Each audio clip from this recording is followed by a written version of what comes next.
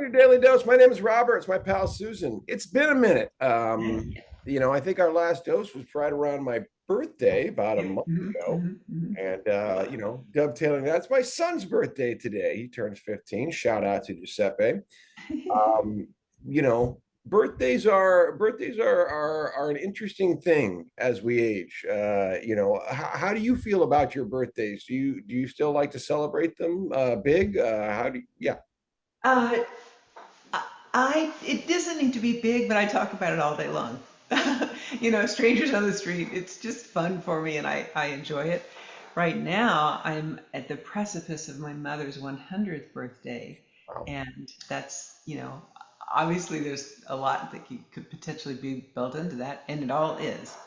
It- and it is ending up with she who always threw wonderful birthday parties for my brother and me doesn't doesn't want anything. She's just tired and she doesn't want to go out, so we're not going out. But there's a little room on her hall. We reserved it, and she doesn't know. But I'm writing to lots of people and saying, "Would you send my mom a card? Because it's 100th birthday. How often does that happen?"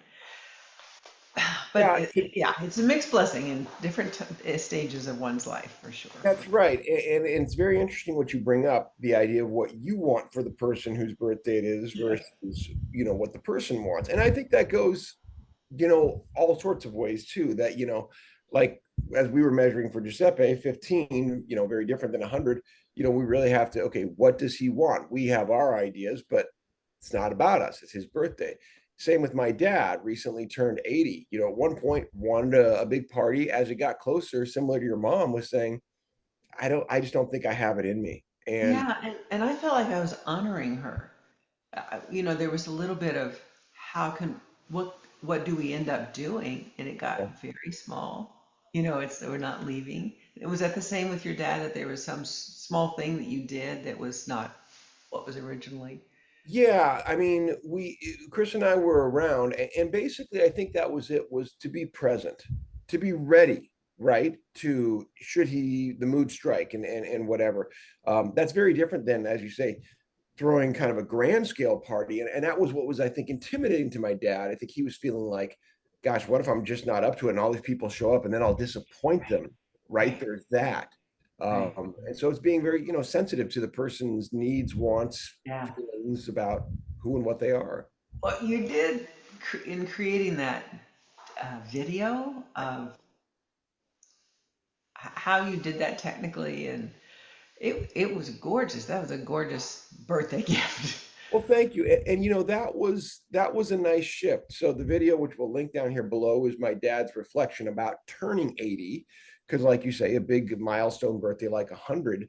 And I wanted to honor him. And we had for months planned, and I knew there was this idea of this thing to attach to of a life scope, Jimmy Valvano's speech on top of it. And that's something for decades. We've loved that speech. And so yeah, I said I want to do this. And then, getting into actually doing it, you're right. There were technical aspects because in this case, my dad's voice, because of Parkinson's, is quite compromised. I knew he couldn't give a speech like he'd like to, but he'd Sure. like to be heard, right? So there's the balance.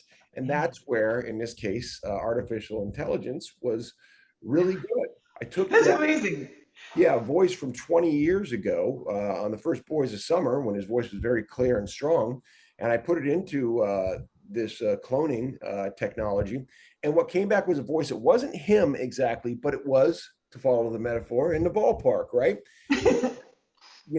What was great was my sister heard it and said, it sounds like Uncle Michael, my dad's brother. I go, we're there. That's That good. works. Yeah, And yeah. it does. It sounds human enough to where when you're listening, you forget you're not listening to the actual person. It becomes him. Yeah, it is right him right now.